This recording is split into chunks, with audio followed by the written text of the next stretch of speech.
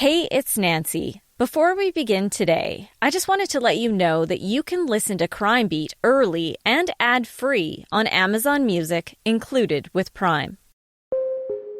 For the past 4 seasons of Crime Beat, I've worked hard to pull back the curtain and shine a light on some of the cases I've covered over more than 25 years of crime reporting. I've shared some extremely difficult and emotional cases and introduced you to officers and prosecutors who help bring justice to those impacted by these crimes. Behind each of these cases are people who deserve to have their stories told. And if you've been listening to this podcast for a while, you know it's a priority to give a voice to the voiceless. I'm Nancy Hixt, a senior crime reporter for Global News, and today on Crime Beat, I'm going to do something different. I'll be answering some of your questions as a special way to end the season. This is Inside Crime Beat, your questions answered. For this episode, I posted on my Facebook page, Nancy Hixt Crime Beat, asking you to send in questions. This page is a safe space for an incredible community who trust me to share their stories. I hear from listeners of the podcast, viewers of the TV documentary series, first responders, and of course, families of those impacted by crime. The response has been overwhelming. I appreciate the kind messages of support and the amazing questions you sent in. I'll try to get to as many of them as I can, starting off with questions from Cody and Michelle. How does one become a crime reporter? What was your path? I recommend taking a journalism program. I personally went to SAIT, a post-secondary institution in Calgary. I took broadcast news, and then I got a job as a general assignment television reporter. And I really recommend going that route. I also recommend gaining experience in a smaller city.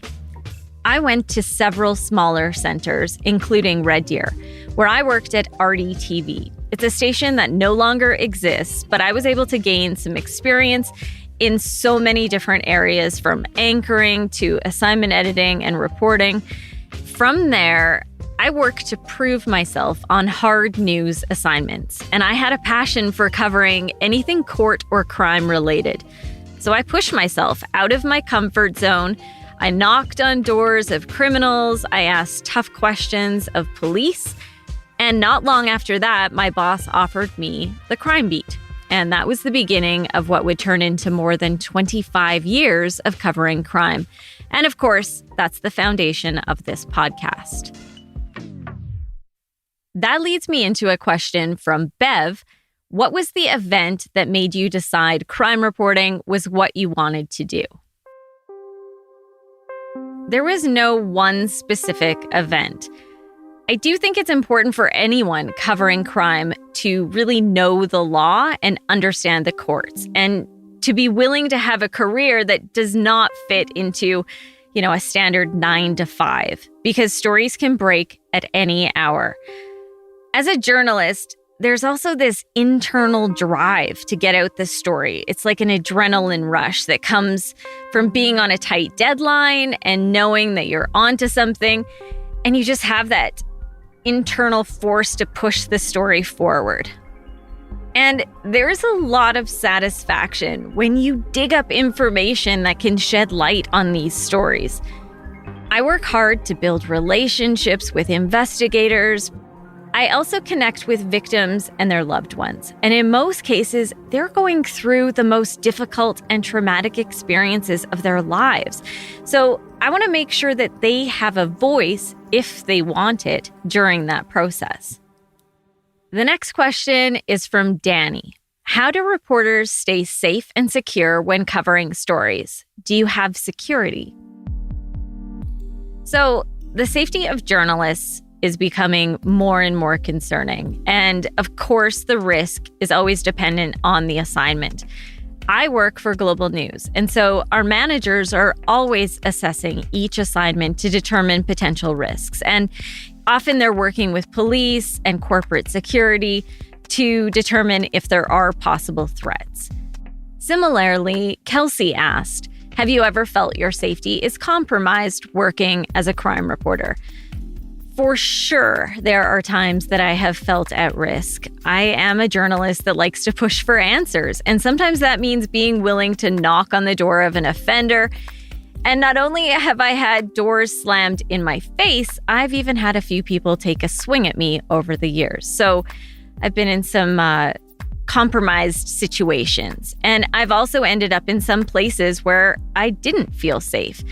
However, there is always planning that happens beforehand, and that includes check-ins with my boss, and I always go with a photographer. So we discuss how we're going to approach a situation or a suspect, so I'm never alone in these situations. The next question is from Cullen. What story was the most difficult for you to work on? This one is a hard one to answer because behind every one of these stories are real people, and all of them are impacted, and I'm touched by each person and each case. Most of the stories I cover have difficult or disturbing details, so it's always hard to see some of those awful things that people are capable of doing to someone else. One example would be the story I shared, Hunted by Evil. That evidence was horrific to see, and that was a particularly difficult case to cover. The next question comes from Lindsay. Have you ever had to do a report on someone you knew personally? There have been several stories over the years where someone involved was an acquaintance of mine, like someone I knew growing up or maybe a friend of a friend. If you're a longtime listener of the show, you'll know that I'm transparent when this happens. One example is the story of the patients of the now disgraced neurologist Keith Hoyt. I mentioned that the woman who started the entire investigation contacted me first. I've known her most of my life, and I shared her story on the podcast. And in situations like this, I'm always touching base with my managers at Global News, so they're aware of any connections, and we follow very strict journalistic principles and practices. It's so important to be transparent and make sure that a connection doesn't compromise the editorial balance of a story. There are a few questions about the podcast specifically. The first is from Cole, who asked, what's the process? Like when a case comes to you, where do you start? How does the whole thing unfold for you before making it into an episode? So this really depends on the case. Most of the stories I share on the podcast are cases that I've been working on for years. I cover the crimes when they happen. I follow them through the court process. And most times I stay in touch with the families involved through the appeals process, through parole hearings. And in many ways, a case is never truly over. A lot of times I'll be working on a handful of stories at a time. So when it comes time to put together an episode for the podcast, I usually sit down and review what I've already done in covering a case and map out where to go from there to advance the story. That involves doing fresh interviews with police officers, prosecutors, and victims or family members of the victims. When I feel like I have all of the right elements collected to go forward with sharing the story, that's when this really becomes a team effort. I introduced our Crime Beat team in the final episode of Season 3 if you'd like to hear from everyone involved with the show. But back to the process. First, I have a discussion with my producer, Dila Velasquez. I give her an overview of the story, and then together we come up with ideas on how to structure the episode. We always end the conversation with her saying, "Go forth, young scribe." And that's when I dig into all of my old notes and court files and stories, and I begin writing. And that takes a lot of time. I pay extreme attention to details. And so I will contact people involved in each case to triple fact check and make sure that I'm doing the story justice. After my initial draft is done, my producer and I go through my script to address any suggestions that she might have. And then we send it off to Chris Bassett, our VP of Content and Distribution and Editorial Standards for Global News. He looks over the script and makes suggestions and changes. And a lot of times, I will also send legally sensitive episodes to our lawyer. After we have that editorial and legal input, my producer and I come back together and we voice the episode. We do that together. She's with me right now in my closet while I'm voicing this episode, and it's really helpful to have her listening so that she understands how everything is sounding and if everything is flowing like it should. And then we send all of the elements off to Rob Johnston, our amazing audio editing and sound design master, who puts together a rough edit. Then Dila and I will listen to that, and a lot of times we'll make changes, edits, and then it all goes back to Rob again for a final edit. And that's when he adds his magical touches to the episodes. So that can include layering sound and music, and he really addresses the pacing of the show so that we're sharing each story in an emotional and compelling way. There are so many other steps that happen along the way, but that is basically our process before we release each episode for you to listen. The next question is a tough one from L.O. Beretta. If you could improve one thing about your podcast, what would it be? I replied directly, suggesting that listener feedback is always welcome. And I always appreciate messages or suggestions, ideas. And of course, a lot of people fill out reviews for Crime Beat on Apple Podcasts. So I definitely get some positive and negative feedback there, which we will always look at. And we are constantly trying to share these important stories in the most compelling way possible, always focusing on giving the victims a voice. Of course, we're always working on new ways to improve. This season, we broke a story on the podcast. Our listeners were the first to learn the outcome of an investigation following a major sexual assault case. That's not something we've done before, and that's just on the content side. Behind the scenes, our senior audio producer is always working to find new music and sound to help support the emotional side of these stories. And I'm constantly working on my storytelling. Dila and I brainstorm ways to change up the structure of these episodes. Our mandate is always to shine a light in dark places, and that means giving a voice to the underrepresented communities and to share perspectives from people that aren't always heard.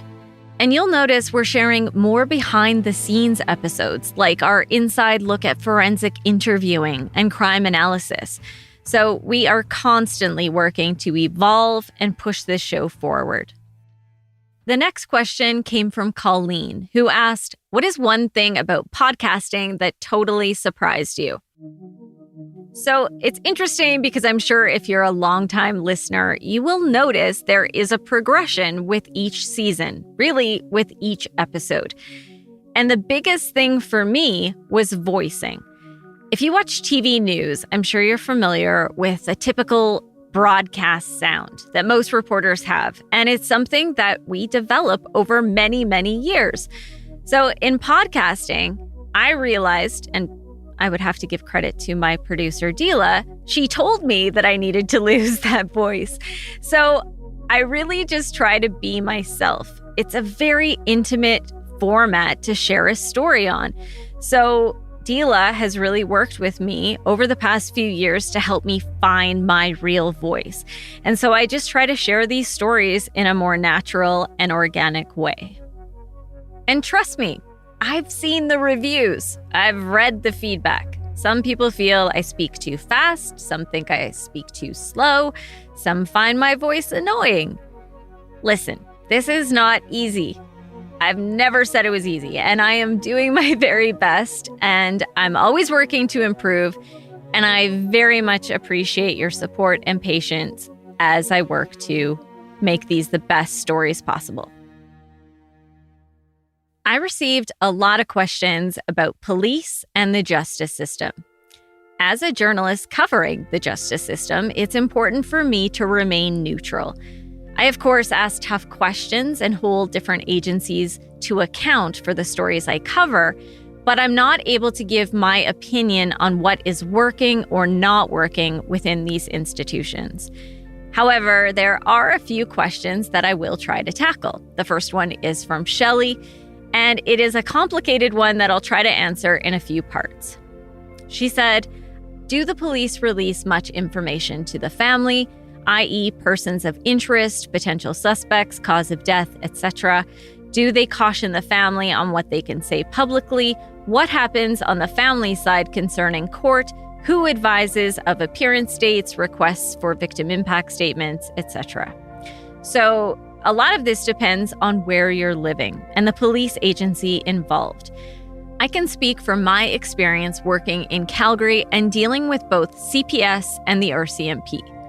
In a typical homicide case, there'll be an officer assigned as a family liaison, and that person will keep the victim's family updated on the investigation. There are some cases where police will ask families not to speak to the media because they don't want to jeopardize certain aspects of the investigation. Of course, that's case dependent, and some families still choose to speak to a journalist they feel they can trust to respect the process. It is always the family's choice to do this, and there is no law preventing a family from speaking to the media, even if they've been asked not to by police. It is a journalist's job to verify what they're being told is true and make careful decisions about what to report so they're not jeopardizing an investigation. No journalist would want to see a criminal go free just for some scoop or breaking a story. Depending on the case, I have seen people within several different agencies working to keep victims' families updated about the court process and appearances, and that includes victim services, police, and prosecutors. I hope that helps because there were a lot of different questions within that one question. Now, a few of you had questions about the victims in the stories I share. This one is from Jackie. Do you keep in contact with the families, and is there a story that stayed with you? I do keep in contact with a lot of the families that I've met over the years. Many of them are really active on my Facebook page and have connected to others in similar situations through that page. And there are so many stories that have stuck with me over decades of reporting. One by one, I'm sharing them on Crime Beat. Some of those include Mika Jordan's story that will always weigh on me. There's the story of the young girl who was kidnapped and sexually assaulted, who I met 25 years ago and then reconnected with to help her find out what happened to her attacker. I shared her story this season in episode 6 called Stolen Innocence. And then there's Kelly Cook, a case I followed as a child and then ended up covering extensively, and it remains unsolved. So there are so many cases, and they all stick with me. The next question is from Jennifer, who wrote, your podcasts are always full of compassion. You seem to develop relationships with the family of the victims. Do you maintain long-term relationships with the people you've met? Thank you, Jennifer. I do try to be compassionate in sharing these stories, and I do genuinely care about these people that I'm interviewing.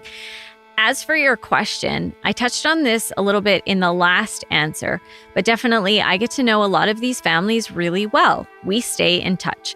And I will also reach out to a lot of these families as I uncover different updates in their cases, or sometimes they reach out to me to let me know an update, or sometimes they just reach out to say hello. One of those people who I like to catch up with regularly is a young man that I only met last year. His name is Adam Pennylegion, and I shared his story in an episode called Shattered by a Call. His parents were murdered by his brother. Adam asked if he could join me today to help answer a few questions. This one's from Megan, who asked, how do I track down family members to interview them? In a lot of cases, I reach out to them on social media, which is how I first reached out to Adam back in 2018. Well, I think it was on Facebook. And when you're not friends with somebody on Facebook, at least it gives you a request, or it says somebody wants to send you a message request or something like that. So you have a choice to view it or to actually let them know that you saw it. And if you don't respond to them or you don't fully open it, then they'll never know that you saw it. So you can completely ignore them without them knowing. So you just completely ignored me. Yeah, at this point, we all kind of wanted nothing to do with any media. So it was just, I saw that you messaged me. Actually, I have the message. It was August 1st, 2018 at 11:25 a.m. Adam's response was news to me. I didn't realize that he received my message. I thought it went into a spam folder and that maybe he didn't see it. Regardless, I respect his choice not to get back to me. He was not ready to talk. And I think it really depends on the case and the person. Some people are very private and they don't want to share their stories. Others find it somewhat therapeutic to talk about what happened. And even within some families, some people are more open to doing interviews than others. And that leads me into a question from Jessica. Have you ever had a victim's family be upset that you reached out to them? Or do they all appreciate your help to bring to light their loved one's story?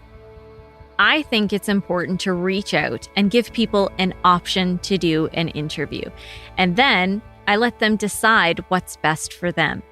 Having said that, I'm not seeking anyone's permission or approval to cover a story. There is a public interest in having me cover these cases. It is my job as a journalist.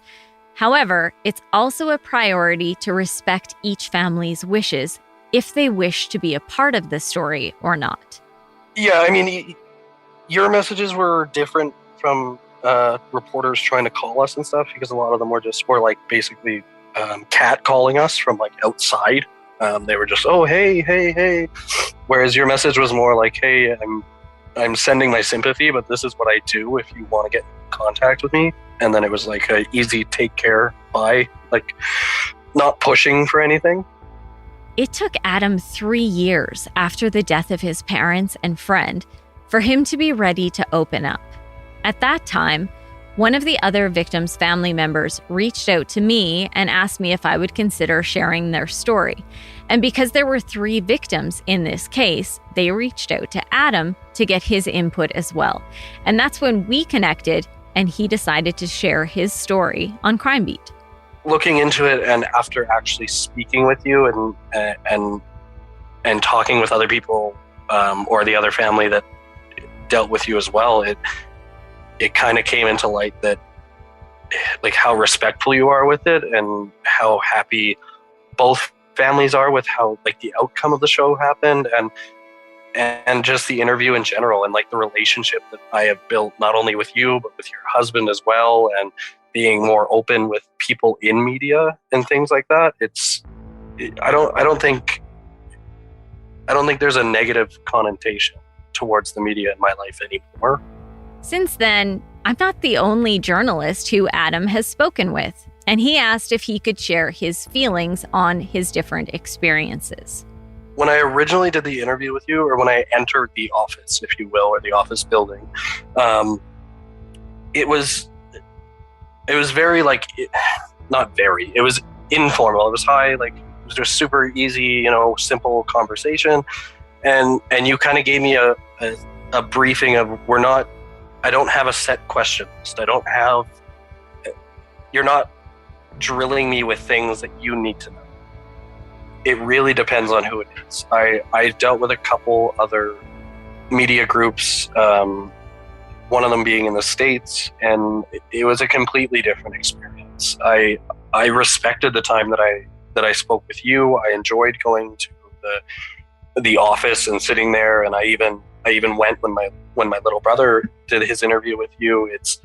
It was more of a friendly atmosphere and something that I was looking forward to doing, like allowing me to bring up what I wanted to bring up, and speaking on like any of the emotional stories that happened, or any of even like the good experiences that happened, and just life in general. But my other experience was very forceful of them trying to set emotion on me so that they could catch that. I want to thank Adam Penny Legion for being a part of this episode and giving some insight into how these things play out for these interviews from his perspective. I received several questions about the criminals in the cases I've covered, so I'm going to tackle a few of those now. The first is from Stephanie, who said, "I'm wondering if you've ever done episodes on the murderers' families before." So this is very rare. Most times, families of the offenders choose not to speak. However, I have interviewed several family members of offenders over the years. The one that really stands out to me is the mother of a triple murderer. I shared her story in a 2-part series called Darkness in the Past in season 2 of Crime Beat. She provides a really unique and important perspective. Knowing her own son committed horrific crimes has been really traumatic for her. And she's been a victim as well. So if you haven't already, I highly recommend giving that series a listen and hearing her story, along with the families of the victims in that case. The next question is from Mimi and also from Jessica. Have you ever interviewed any suspects while they're incarcerated, like prison interviews? I have, and it's not an easy process. And in my experience, not a lot of inmates are willing to be interviewed. And the ones who say they're willing often change their mind. It's definitely not as simple as TV shows make it seem, and it's particularly difficult to do in the Canadian justice system. Just this year, I had an interview lined up with someone convicted of first-degree murder, and he backed out at the last minute.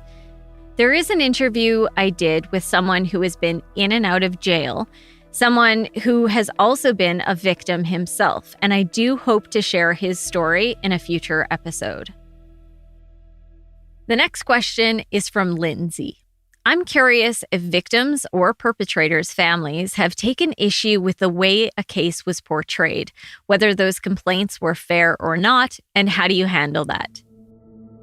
Of course, there are always going to be people who aren't happy with media coverage of a story. I always strive to present a case in a fair and balanced way, and if someone has an issue with a story, I'm always happy to hear those concerns. We work hard to provide facts and accurate news coverage. As a news media outlet, Global News is regulated by the CRTC to ensure we provide fair and balanced reporting in the public interest. So if anyone has concerns, there are mechanisms to complain, and we are held accountable. So we are very careful with our reporting. Now for one of the most overwhelming themes that always comes up when I put out a post asking for questions, and that is the emotional impact of these cases, along with mental health and work-life balance of crime reporting. I receive questions from Tasha, Natalie, and Allison, along with many, many others. How has the podcast changed who you are, the way you live, and how you see the world? Has reporting these horrific crimes changed your view on humanity? The short answer is yes. For sure, I see things through a more jaded lens. I've covered cases where people have done the most unthinkable things to other people. And so I think it would be impossible not to look at the world a little bit differently. Journalists are trained to be suspicious and question things in order to get the facts, but we're also human beings. And of course, I can't help but being affected by some of the things that I cover. I'm also very good at compartmentalizing, and that's to get the job done. And that being said, I still try to see the best in people, but for sure, I know there are monsters out there, and that is just the reality of the world that we live in. The next question is from Benny. How has being a crime reporter affected your personal life? Work can be stressful. It takes up a lot of my time. I don't work normal hours, so it's very difficult to have a work-life balance. That's something that I'm always working on, but I also think it's important to note that I love my job. So I'm willing to pour a lot of time and energy into making sure I'm doing the best I possibly can. That leads me into a few questions from Charmaine, Crystal, and Stephanie. I'd love to know how you disconnect from work. I would imagine you're privy to a lot of sensitive material. I hope you can do this podcast for many years to come, but I would think it takes a toll. So for sure, there is some difficult subject matter, but I always remind myself that what I see and hear and process is always less than what the victims and first responders experience. So that really puts things into perspective. And it's also important to remember that while I'm a journalist and it is my job to remain fair and balanced, as I said earlier, I am also human. So of course I am impacted by these stories. I have 2 adorable cats who get a lot of attention. I share photos of them on social media. You probably see those. I also make time to exercise. That is a huge way for me to de-stress. I prioritize making time to get outside and go for a walk. And very soon, I plan to get back to taking some time off to recharge. Andre and Nancy both asked, how much sleep do you get when you're heavy into researching for a podcast? I'm guessing there are nights when you lay your head on the pillow and you just can't shut your brain off. I imagine you have nightmares. Heck, I'm amazed that after so many, you're still able to have a smile on sometimes. So that's true. I do find it hard to shut off my brain and sleep at night, whether it's because I'm working on a particular episode or just because of some of the photos and details of a case that I'm poring over. I do try to specifically focus on something a bit lighter right before I go to bed, like watching a show that's not heavy and not stressful. A show like Seinfeld. Even though I've seen every episode multiple times, it's just something that can take my mind off of my work. I want to thank everyone who sent in a question, and I promise I will do this again in the future. So if I didn't get to yours, I will try next time. This marks the end of Season 4 of Crime Beat. I appreciate all of your support. Thank you so much for taking the time to listen, and thank you to all of the victims and families who've trusted me to share your stories. Over the next few months, I'll be investigating some really interesting cases, and I'll be back with new episodes and Season 5 in the fall. Crime Beat is written and produced by me, Nancy Hixt, with producer Dila Velasquez. Audio editing and sound design is by Rob Johnston. Special thanks to photographer-editor Danny Lantella for his work on this episode. And thanks to Chris Bassett, the VP of Content in Distribution and Editorial Standards for Global News. I would love to have you tell a friend about this podcast, and you can help me share these important stories by rating and reviewing Crime Beat on Apple Podcasts or wherever you listen. And you can find me on Twitter at Nancy Hixt, on Facebook at Nancy Hixt Crime Beat, and you can join me on Instagram at nancy.hixt. That's nancy.hixt. Thanks again for listening. Please join me for Season 5 in the fall.